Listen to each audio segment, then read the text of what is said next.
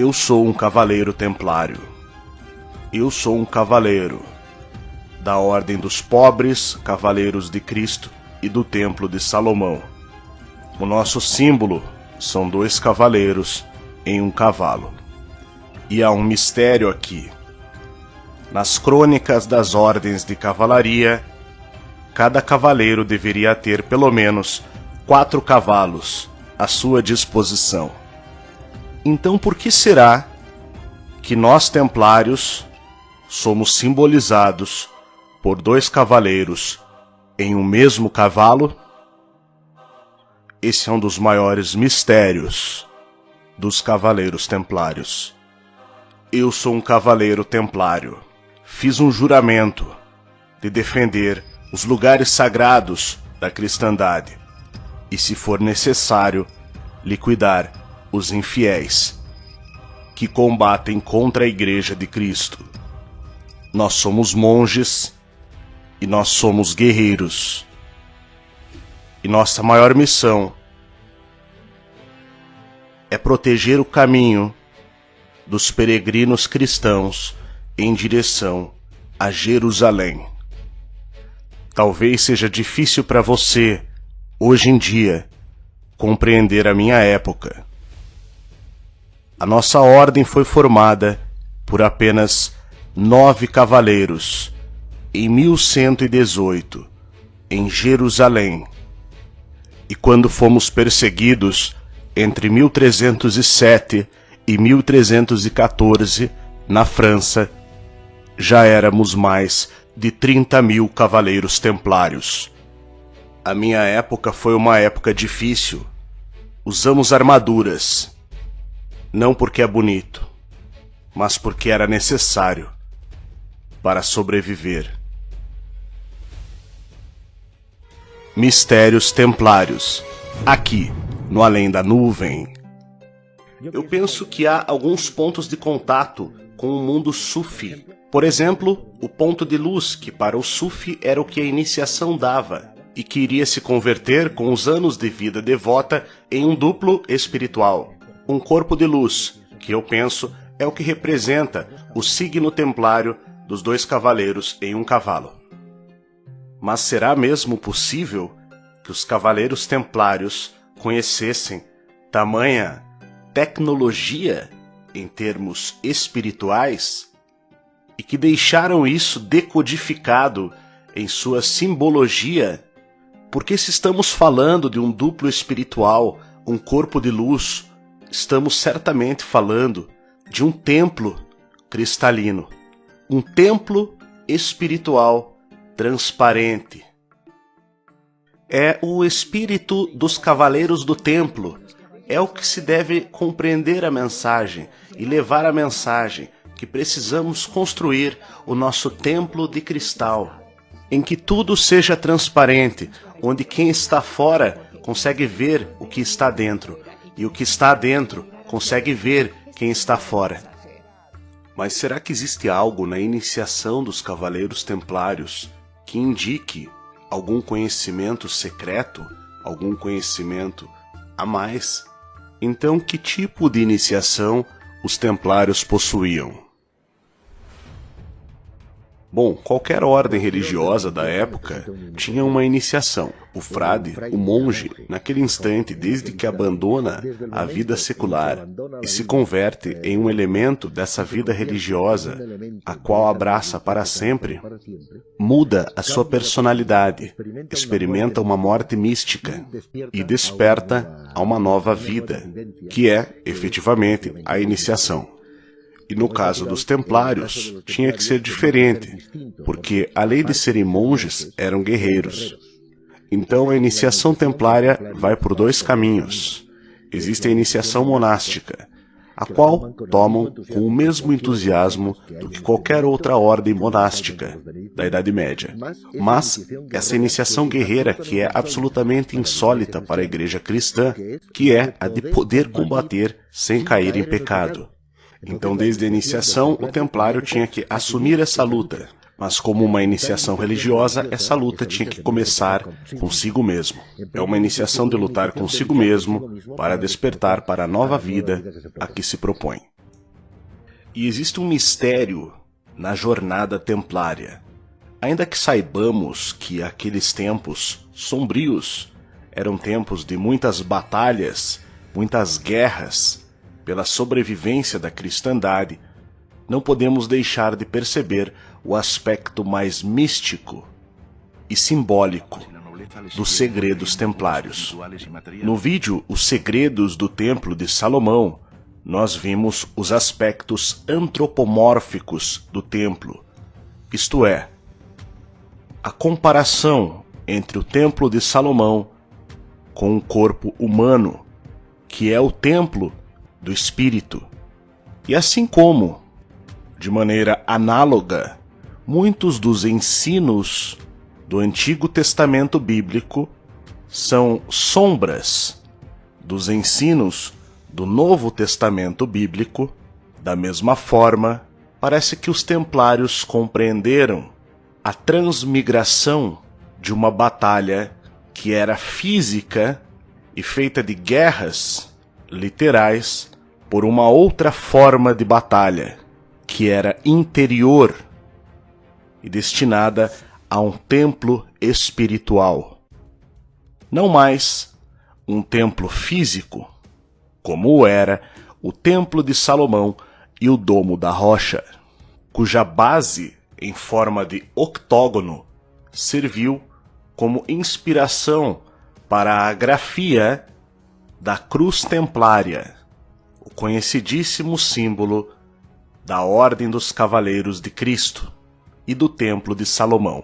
E só para termos uma ideia do conhecimento intuitivo dos templários, recentemente foi descoberto o formato de um único fóton, a partícula da luz, projetado holograficamente.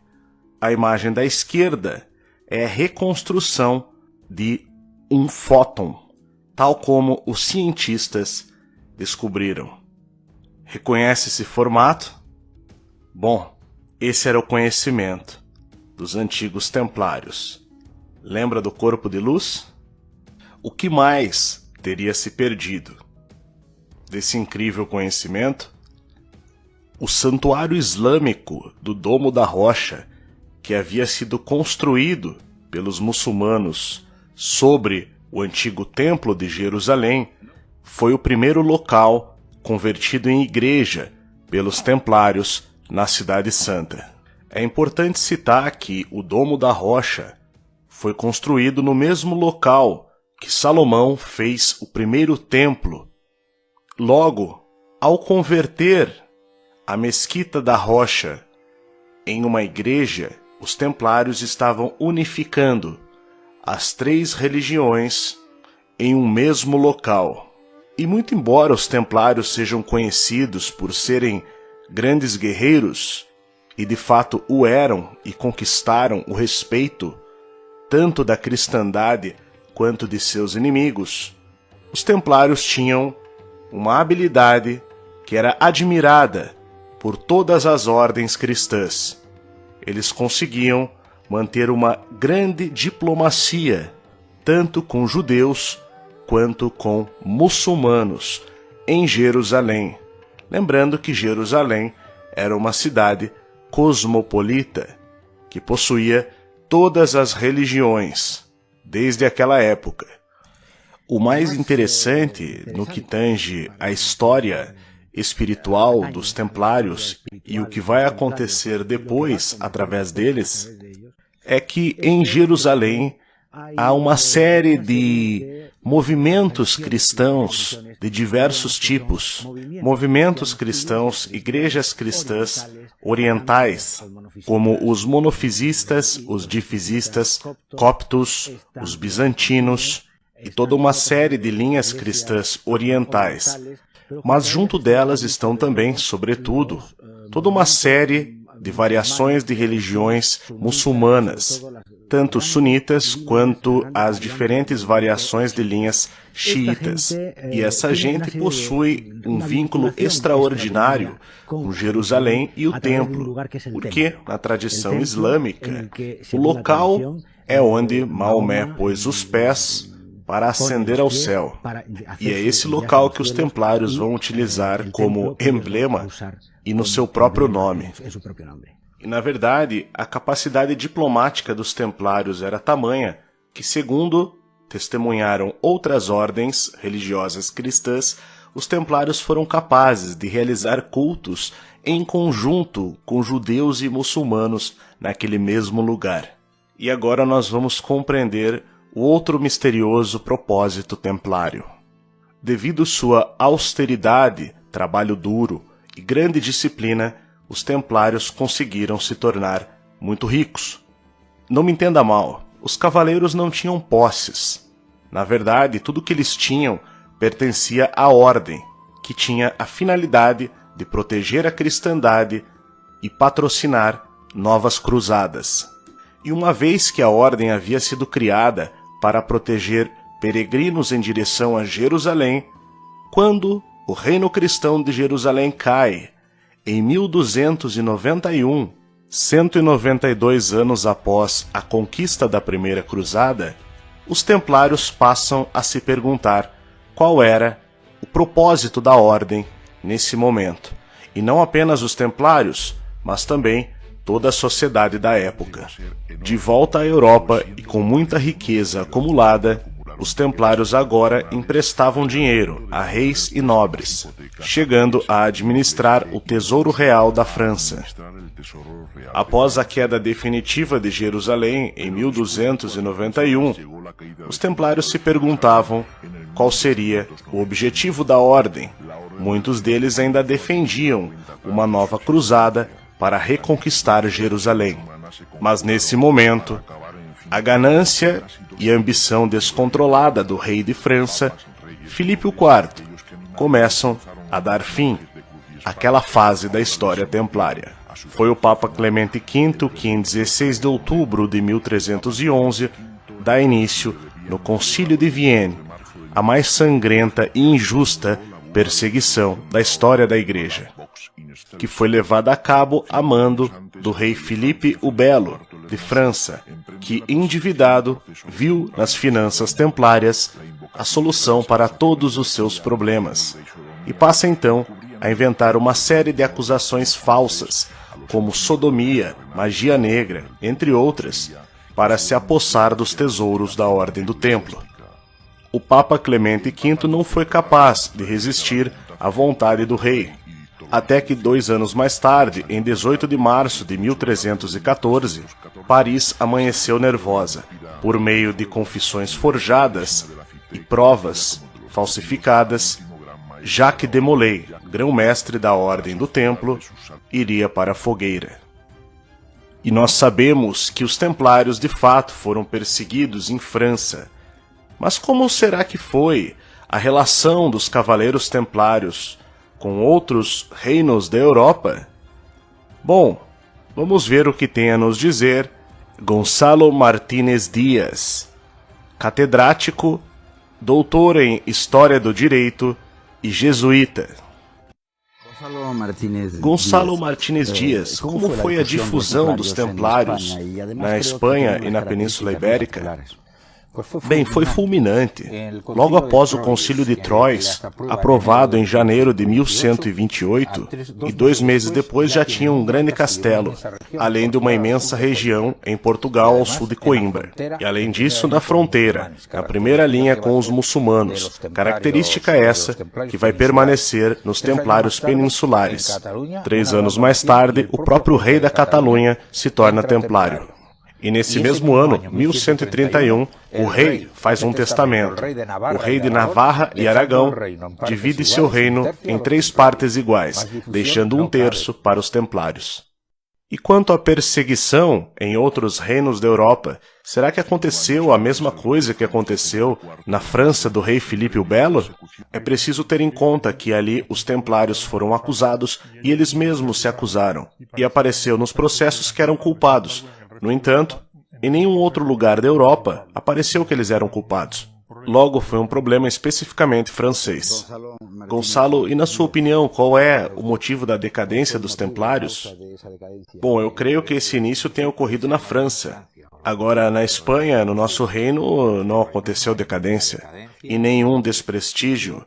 Muito pelo contrário, haviam participado de todas as batalhas da Reconquista, em todas as campanhas na Andaluzia e também não tinham um grande acúmulo de riquezas.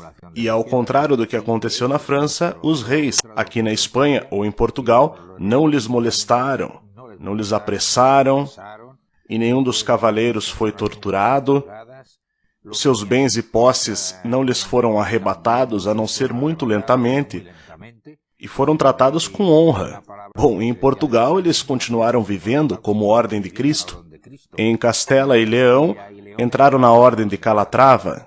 Em Valência, 3 ou 4 anos depois, lhes deram a Ordem de Montesa. Portanto, na Península Ibérica não houve nenhum trauma. Inclusive, todos os concílios, Tarraconense, o de Toledo ou de Compostela, todos foram unânimes em declarar os templários inocentes de todas as acusações. Porém, houve um momento em que os templários perceberam que seu propósito não era mais retornar a Jerusalém, e sim levar o Evangelho às terras distantes.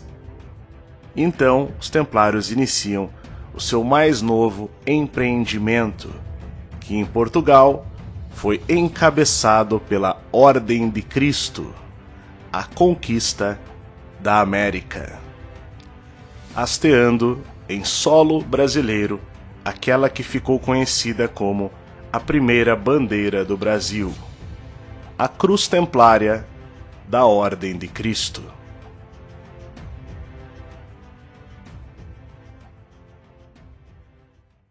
Conta a tradição que antes que o fogo consumisse o grão-mestre-geral da Ordem, Jacques de Molay, ele lançou uma maldição, dizendo que o Papa Clemente V passaria ante o Tribunal de Deus dentro de 40 dias e o rei, Filipe o Belo, dentro de 1 ano.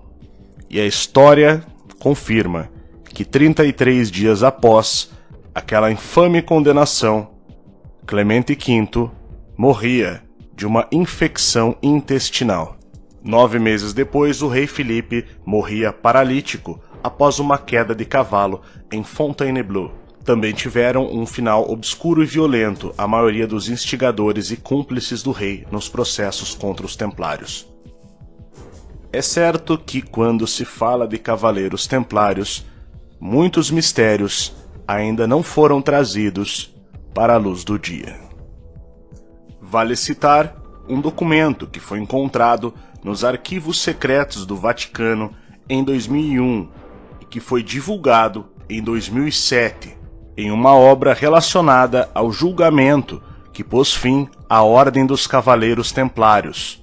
A obra menciona, por exemplo, o documento histórico Pergaminho de Chinon, que comprova que o Papa Clemente V, na verdade, absolveu Jacques de Molay e os demais cavaleiros templários de todas as acusações. Outra curiosidade que poucas pessoas sabem é que Joseph Ratzinger, o Papa Bento XVI, anterior ao Papa Francisco, manifestou seu desejo de reativar a Ordem dos Templários.